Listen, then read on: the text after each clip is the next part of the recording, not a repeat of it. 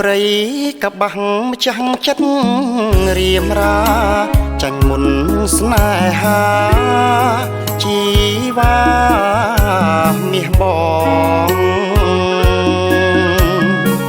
ធ្លាប់រួមស្នេហ៍ស្និទ្ធគៀកកិតសាសងវិញជាចំណងចងជានិស័យ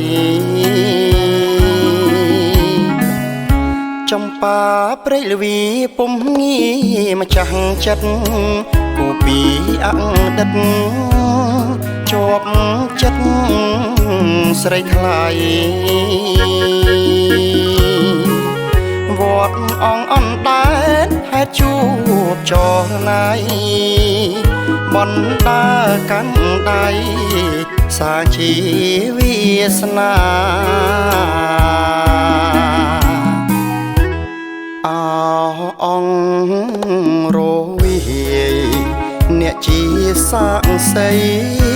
តាំងយ៉ាភាំងក្តីនៃរឿងស្នេហា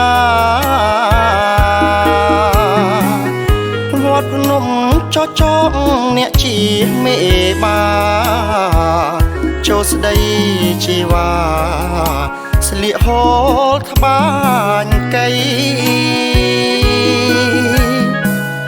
ព្រៃផ្ដៅអង្កាញ់ស្រឡាញ់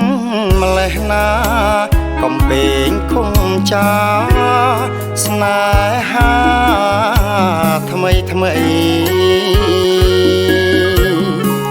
ស្រឡាញ់រូបអូនកូនអ្នកម្ចាស់កៃ